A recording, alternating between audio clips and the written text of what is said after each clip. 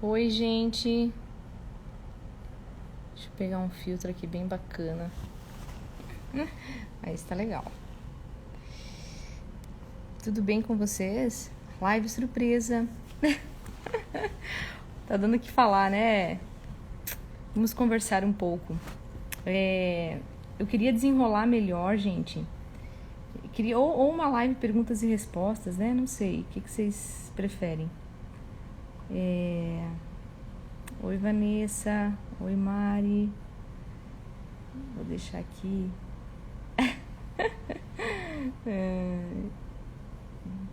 Deixa eu ver aqui o título pra gente não perder muito tempo, porque vai ser uma coisa rapidinho, né?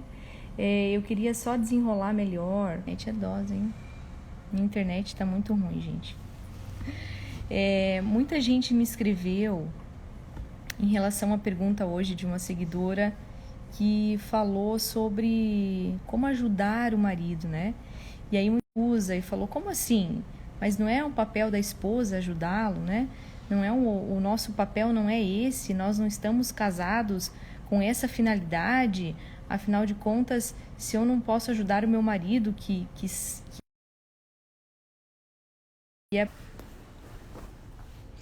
então, de fato, ficou confuso porque eu não pude. Nos stories ali fica ruim sempre da gente desenrolar uma ideia, né? Então, vou explicar aqui melhor para que a coisa fique mais bem desenhada e quem sabe assim eu consiga ajudar melhor vocês. Então, a pergunta da seguidora era como ajudar o marido a cortar o cordão umbilical, né? A gente, quando dá uma resposta nas caixinhas, a gente sempre dá uma resposta genérica, né? Porque a gente não sabe de todos os elementos que compõem essa história. Eu não sei com quem eu estou falando, eu não ouvi a história de ambos os lados, principalmente quando se refere a casamento. O ideal é que você ouça ambas as partes. Eu não sei a história da pessoa, eu não sei nada, né? Então, assim, a gente quando recebe uma pergunta, eu, por exemplo, eu tento sempre pegar um ponto genérico e algo que seja assim, que qualquer um que vá ler possa retirar algum tipo de ajuda, algum tipo de auxílio dessa resposta que eu estou dando. Essa é a minha premissa, sempre. Então, aí muita gente me escreveu dizendo, olha, mas como é que você está falando que eu não posso ajudar o meu marido, sendo que ele é a pessoa que eu escolhi para casar, sendo que ele é a pessoa que, né, quem é cristão vai dizer, sendo que ele é a pessoa que eu prometi levar para o céu, sendo que... Calma, então vamos partir de um ponto, eu vou esclarecer algo bem simples. A primeira coisa que a gente, enquanto casal, precisa ter é algo que é uma palavrinha que está muito em voga, que, né, sempre muita gente fala, que é uma coisa chamada respeito, né? E que é importante, de fato, para a gente estabelecer qualquer tipo de relação, especialmente se é uma relação íntima, né? O que diferencia um casal de amigos de um casal de marido e mulher é a intimidade sexual. Então, quando eu tenho essa intimidade sexual, quando eu tenho essa relação sexual, eu me aprofundo muito melhor na relação, né? Porque ela vai além de qualquer relação normal, de qualquer relação entre amigos. E esse respeito passa pelo primeiro ponto, que é: o meu marido pediu ajuda? No sentido, gente, assim, ó, eu entendo que a gente tem uma boa intenção, a gente tem uma inclinação verdadeira em querer ajudar. Mas às vezes também pode ser uma questão do nosso egoísmo, uma questão do nosso ego, uma questão de que um desconforto, uma questão de que a gente não gosta da família do nosso marido. E aí a gente cria uma narrativa, uma história de que o fato dele se relacionar com a família está fazendo muito mal para o nosso casamento. É claro que o saudável e o ideal é que se estabeleça uma certa distância. Isso é até bíblico. Você não precisa nem ser cristão para você ler lá. Em qualquer Bíblia vai estar escrito que quando o marido deve deixar a casa do seu pai, a mulher deve deixar a casa da sua mãe e ambos devem formar então uma nova família. Quer dizer, a gente tem que deixar mesmo. Deixar é deixar, né? É claro que hoje as coisas as relações elas estão um pouco embaralhadas, né? Mas quando eu falo ajudar a cortar o cordão umbilical, eu preciso ver se eu talvez não vou estar ferindo a liberdade dele, se eu não vou estar desrespeitando a história dele, a história dela. Um tempo atrás, um homem me escreveu aqui e falou assim: como é que eu faço para minha mulher parar de ligar todos os dias para a mãe dela? Aí eu falei para ele, sentando com ela e ouvindo ela todo dia do modo como a mãe faz com ela, porque muito provavelmente você não está dando atenção a ela.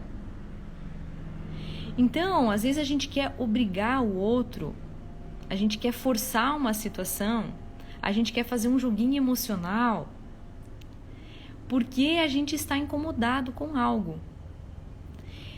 Só que, desse modo, você não vai estar resolvendo de fato a questão.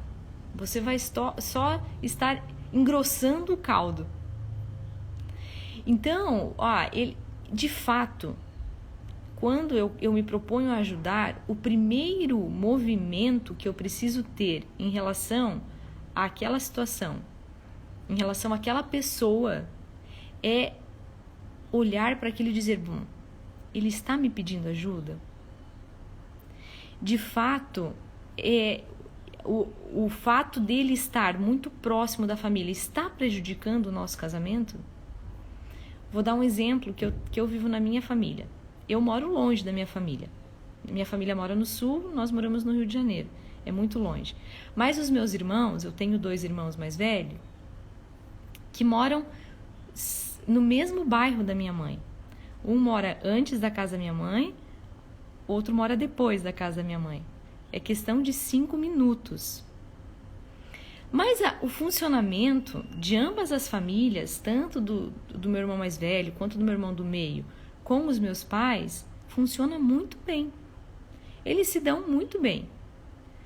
E para eles está tudo certo. Não sei, nunca conversei com as minhas cunhadas para saber qual é a opinião delas a respeito disso, mas aparentemente eu não vejo conflito algum. Então, às vezes também a gente quer impor alguma coisa, sendo que a gente nem refletiu sobre essa questão ainda. Eu conversava hoje nos stories falando que, a começar pelo próprio termo, cortar o cordão umbilical. Esse termo é muito inadequado para uma relação de familiar. Que a gente faz isso com bebê recém-nascido. Eu entendo, porque todo mundo fala isso, mas ninguém pensa no que está falando. Então, quero dizer que diante dessas situações, o primeiro movimento nosso é olhar para aquilo e dizer, bem, isso está atrapalhando o meu casamento? Segundo ponto, ele quer a minha ajuda? Ele conversou comigo sobre esse aspecto? Ele falou alguma coisa? Ei, amiga, live? A Sam aí. Ele tá pedindo a minha ajuda? Ele tá conversando sobre isso? Ele quer mesmo que eu faça alguma coisa? Porque se você, eu só quero que ele corte o cordão umbilical, e aí você vai dar o aparato emocional que hoje ele busca lá na família? Pensa bem. Porque se de fato ele está muito grudado ainda com a família, é porque de algum modo ele está lá buscando uma fonte. E que talvez você como mulher, eu como mulher, não estou suprindo. Mas isso aí parece que é coisa de homem carente. Pode ser. Mas entende que então cortar bruscamente isso vai gerar outros problemas? Talvez ele vai criar uma dependência sobre você, vai criar uma dependência, ou talvez, tudo bem, não vai mais buscar a família, e aí vai começar a sair com os amigos num bar. Entende que o cenário é muito mais complexo? E que a gente não pode já querer cortar assim as coisas? Que a gente tem que usar um pouco mais de inteligência, olhar para a situação e avaliar vários aspectos que estão contribuindo para que ele tenha uma atitude como essa. Então, é só um ponto de reflexão, assim. Às vezes, quando os homens, e mesmo a gente, né? Eu vejo, quando eu casei, eu fazia isso, eu ligava todos os dias para minha mãe. Mas é um processo meio que natural, né? Porque até os 30 anos eu fiquei em casa. E aí depois casei e fui morar 600 quilômetros longe da minha família. Sozinha, eu e o Arno, numa casinha pequena. A gente estava se conhecendo ainda. Então, foi importante para mim ligar para minha mãe, era importante para mim. O Arno nunca falou nada. Nunca disse, olha, amanhã você não vai ligar para ela. Ou, por que você liga tanto para tua mãe? Nunca ele falou isso. Só que hoje, olhando para a situação, eu vejo que ele foi me conquistando, no sentido assim de que ele foi sendo aquele apoio que eu buscava nas ligações com a minha mãe. Mas sem falar nada, com muita sutileza. A ponto de que daqui a pouco eu comecei a ligar só 3 vezes na semana. Aí depois 2 vezes. Aí depois 1 vez na semana eu ligava. Até hoje a gente se fala assim pouco, né? Relativamente pouco. Eu ligo 1 vez no domingo, geralmente eu ligo, que aí ele tá em casa. Aí é o momento que ela pode ver também os netos, todo mundo. E é assim. Eu quero dizer o seguinte, gente, que querer ajudar não é errado, mas às vezes o nosso modo de ajudar talvez vai até ferir a outra pessoa e vai criar outros problemas, outras complicações que podem ser evitadas se eu tenho um pouquinho mais de calma, um pouquinho mais de paciência, um olhar um pouco mais benevolente, né? Um olhar um pouco mais paciencioso sobre aquilo. Então, ainda mais principalmente se vocês são recém-casados. Os primeiros anos de casamento dão o tom para os próximos anos que virão. Então, se a gente começar já a ter um monte de conflitos logo, puxa vida, daqui uns anos a convivência vai estar insuportável. Então, quanto mais brandas, quanto mais mansas a gente for no começo, até porque as coisas, esse homem, ele vai se mostrando aos poucos. Eu falava esses dias para uma amiga, para Sam, eu falava para ela, olha, agora tem uma história muito legal, vou contar para vocês. Vai fechar aqui com o que eu quero falar. Deixa eu só cuidar o horário aqui. Desde que eu casei, eu sempre gostei muito de perfume. Eu gosto de perfume. Gosto de usar perfume e gosto de pessoas que ao meu redor que sejam cheirosas, né? Afinal, é gostoso. Mas o Arno nunca teve perfume. E eu vivia falando pra ele, compra um perfume. Compra um perfume. Eu não gosto de perfume. Eu não gosto de perfume. Às vezes ele falava, não, eu gosto, mas ainda não encontrei um que eu me identifique, né? E assim, todo aniversário, toda data que a gente comemorava, Natal, né?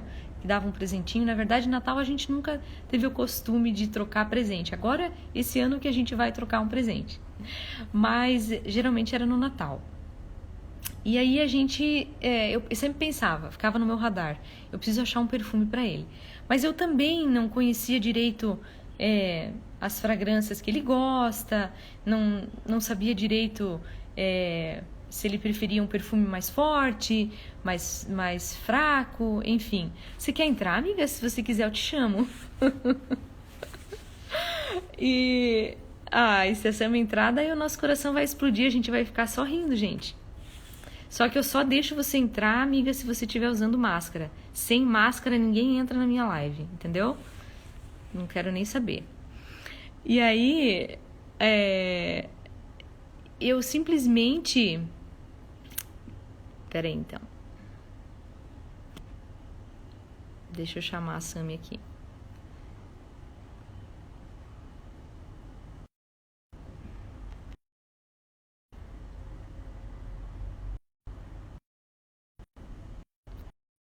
qual perfume e o que eu ia fazer. Vamos ver quem tá conectando. E aí? Meu, a minha internet, cara, só tacando fogo mesmo. E aí? Eu não tô te vendo. Não, por Ah, não quê? acredito. Caraca, eu tô de Não, tá, máscara. aqui tá dando. Pois é, só aqui tá dando pra mim que tá conectando. Ah, não Mas eu não tô te acredito. vendo. Ai, que absurdo. Ai, cara, Fala sério. que A coisa. nossa live não vai dar certo Você nunca. tá de máscara. Eu acho que você não tá de máscara. Você tá só me enganando. Por isso que o Instagram não tá deixando você entrar. Eu tô de máscara, juro. Mas, pô, não tá. Ai, mas então. Olha, aqui diz pra mim, a minha Marcele não está conseguindo entrar. Vou tentar chamar mais vez, gente. É a minha internet. A minha internet é muito ruim. Pra fazer uma live com a Sam, eu estou numa internet muito cavalar. Vamos ver se agora vai.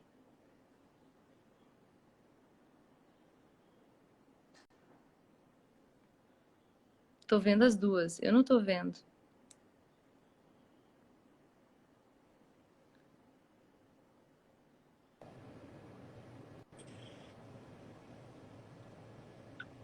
Ah, amiga, eu não tô te vendo. Ah, cara, impossível. Todo mundo tá me vendo, menos você. Juro. Não, é a minha internet. Tá bom. A minha internet não sustenta a tua presença. Tá, então é só pra te convidar pra gente tomar um café, tá? Ó, a gente combina. Tá bom? No meio de todo mundo, você vai ser A obrigada a gente vai dizer tomar um sim. café e vai fazer uma live. Isso.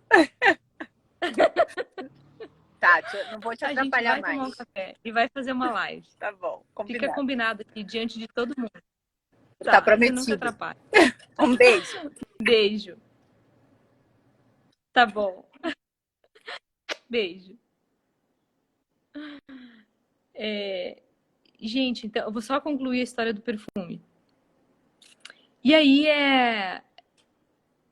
simplesmente esse ano eu e sempre ficava com isso no meu radar, sempre ficava pensando, né, na questão do perfume. E esse ano eu encontrei um perfume e por coincidência depois eu cheirei o perfume na loja, tudo, fiquei com aquele cheiro na minha cabeça. E aí um dia eu comprei um outro perfume para mim e veio a amostrinha desse perfume de masculino. E aí ele chegou em casa e falei, baby, olha, eu encontrei um perfume para você, experimenta. E ele amou o perfume, muito gostoso, o jeito que ele gosta do perfume. E eu fiquei há dias refletindo sobre essa questão e ele ficou muito feliz de ter encontrado um perfume, que ele se identificasse e que eu fui a pessoa que encontrei o perfume, né? Enfim. Mas para dizer que levou 5 anos para eu conseguir perceber o perfume, a fragrância que melhor combina com o modo que o ar exala as coisas. Né? A gente demora, porque às vezes a rotina, a gente vê uma repetição de situações nas quais a pessoa não consegue se mostrar direito. Né? E a gente também, às vezes, não presta atenção direito, a gente tem tantas outras coisas para observar que às vezes um fato simples do nosso marido acaba passando desapercebido, né? Então, tudo requer, de fato, um olhar mais carinhoso sobre as coisas, né? Tudo requer, de fato, que a gente se deite, se debruce sobre isso e pense, e olhe, e observe, e silencie muitas vezes, né? Por mais que esse silêncio às vezes cause uma dor de estômago, né? Eu já passei por situações assim que eu silencio e que, nossa, aquela conversa que deveria estar acontecendo fica para dentro e dá uma dor de estômago muito grande. Aquilo depois vai acalmando e você vai vendo os vários aspectos que compõem aquela conversa e você vai percebendo, não, isso aqui não precisa entrar, eu agora já posso esperar um pouco, eu já não estou tão nervosa, né? Eu já posso falar sem chorar, a coisa não vai ficar tão dramática, né? Eu já consigo enxergar ele, ver, quem sabe também eu acho que eu exagerei um pouco, enfim. Ajudar passa por esse crivo primeiro. Então, quando eu dei a resposta, eu não quis falar que não é para a gente não ajudar o marido, não é isso. Mas é para a gente pesar essas coisas, ver se talvez a gente não está querendo somente fazer algo no qual somente agindo de um modo porque aquela situação está nos incomodando. Só que às vezes eu vou fazer isso porque está me incomodando e vou gerar um incômodo ainda maior na vida dele. E isso vai impactar na nossa relação, na nossa intimidade, no nosso ato sexual que eu falei, que é o que diferencia um relacionamento do outro, um relacionamento entre amigos, de um relacionamento entre homem casado, homem e mulher, marido e mulher, que diferencia isso. E todos esses elementos depois influenciam a nossa intimidade. Então, às vezes vale a pena a gente também perceber o modo, assim, como o tom que a gente está dando para o nosso casamento, né? E não seguir a boiada, assim, porque todo mundo briga, porque é uma reação automática, porque eu estou querendo mostrar para ele, porque eu quero fazer que ele entenda. Calma. Esse é mesmo o tom que você quer dar para o teu casamento? Essa é a harmonia. Imagina numa orquestra, a harmonia é importante. Os músicos precisam estar harmônicos. Ainda que as notas, perceba as notas musicais, elas são todas diferentes, mas elas compõem uma mesma pauta e elas compõem um mesmo ritmo. Então é importante assim, né? Eu acho que quando a gente tem esse olhar, e sempre lembrar, gente, o casamento é uma obra que a gente vai construindo. Então não tem pressa também. Não tem pressa sabe, de querer converter o outro, de querer fazer com que o outro mude. Olha, gente, eu teria vários exemplos para dar para vocês aqui de coisas que foram mudando ao longo do tempo com muita leveza, assim. Coisas que o Arno falava que na hora eu falava, filho, que ele tá me falando isso. Mas eu ficava, não vou entrar em embate com isso, deixa assim. Hoje as coisas já se dão de um modo totalmente diferente do que ele falava na época, e a gente nem precisou entrar em discussão com isso. Então, quer dizer, porque a nossa vida também, ela vai se desdobrando, as circunstâncias vão amadurecendo ambos, né?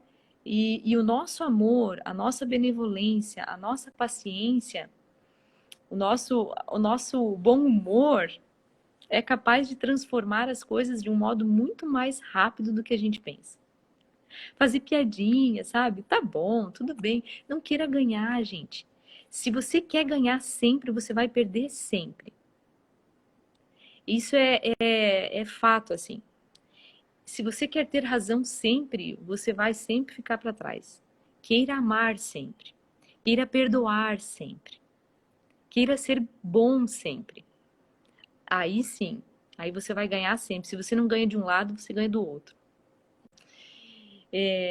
Então eu queria só fechar com isso, assim, dizer que ajudar sim, ajudar é importante, mas o primeiro movimento desse ajudar passa pelo crivo de que eu preciso olhar que talvez essa ajuda não vai prejudicar ainda mais, né? Se vai prejudicar ainda mais, calma, não chegou a hora ainda. E tirar essas frases prontas, assim, esses termos inadequados das relações, né? Cortar um cordão umbilical não é bem assim. Vamos devagar para não ferir o outro, né? Para não machucar o outro. Isso é bem importante. Tá, gente? Tem uma bebezinha chorando lá dentro. Deu bem certinho o tempo que eu imaginei. Eu virei mais vezes fazer, né? A gente pode... Eu pensei, antes do Natal, vou fazer uma perguntas e respostas também. E vou soltar o 7º vídeo, que já está gravado, da série sobre ansiedade que eu estou fazendo. Gente, obrigada pela companhia de vocês. Vocês têm me ajudado muito. Eu recebo muita mensagem carinhosa, mas saibam que vocês me ajudam muito também. Tá bom? Um beijo grande, fiquem com Deus. E na próxima eu e a Sam estaremos juntos também. Tchau, gente. Obrigada.